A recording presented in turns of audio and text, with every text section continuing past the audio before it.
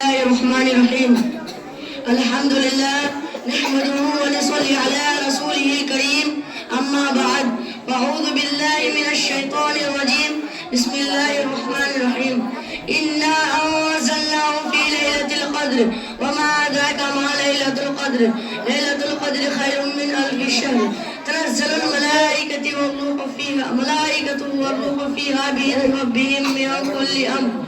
سلام هي حتى مطلع الفجر. محترم بزرگوں اور پیارے دینی بھائیوں، السلام علیکم۔ میں نے ابھی آپ کے سامنے قرآن پاک کی سورۃ القدر کی تلاوت کی ہے، جس میں اللہ رب العزت نے ارشاد فرمایا ہے کہ ہم نے اس قرآن کو شب قدر میں اتارا ہے۔ آپ کو خبر ہے کہ شب قدر کیا ہے؟ شب قدر 1000 مہینوں سے بڑھ کر ہے۔ اس رات کو فرشتے اور جبرائیل امین اترتے ہیں، اپنے پروردگار کے حکم سے امر خیر کو لے کر آؤ رہتی ہے سلامتی طلوع فجر تک۔ اس مبارک سورہ میں شب قدر کی فضیلت بیان کی گئی ہے۔ اس رات کی عبادت یہ رات رمضان مبارک کی آخری 10 ٹاپ راتوں میں سے کوئی ایک رات ہے، یعنی 21، 23، 25، 27، 29 تاریخ کی راتوں میں سے کوئی ایک رات، اور کچھ لوگوں کا کہنا ہے کہ 27ویں رات ہے۔ رمضان مبارک کی آخری 10 راتوں میں بہت سے لوگ مسجدوں میں اعتکاف کرتے ہیں، یعنی دن رات مسجد میں ہی رہتے ہیں اور زیادہ سے زیادہ عبادت، ذکر، دعا، تلاوت میں وقت گزارتے ہیں۔ ایسے لوگ بڑے خوش قسمت ہیں کہ ان کو آسانی سے یہ رات مل سکتی ہے اور اس کی رحمتوں اور برکتوں کو یہ حاصل کر سکتی ہے۔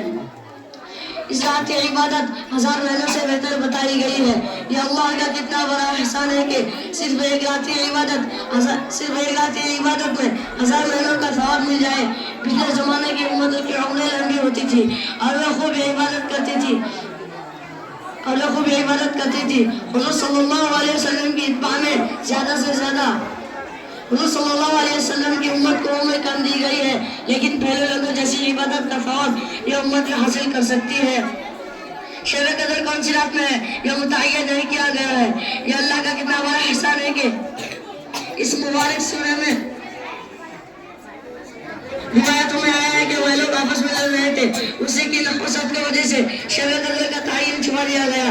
اللہ تعالیٰ ہم مسلمانوں کو آپس میں لڑنے جھگڑنے سے بچائے، آمین۔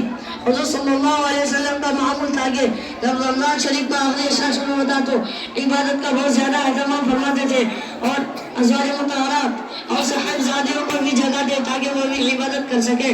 ہمیں بھی اپنے آقا صلی اللہ علیہ وسلم کی اتباع میں زیادہ سے زیادہ عبادت کرنی چاہیے اور خوب ہو کر گڑ گڑا کر اللہ رب العزت سے دعائیں کرنی چاہیے۔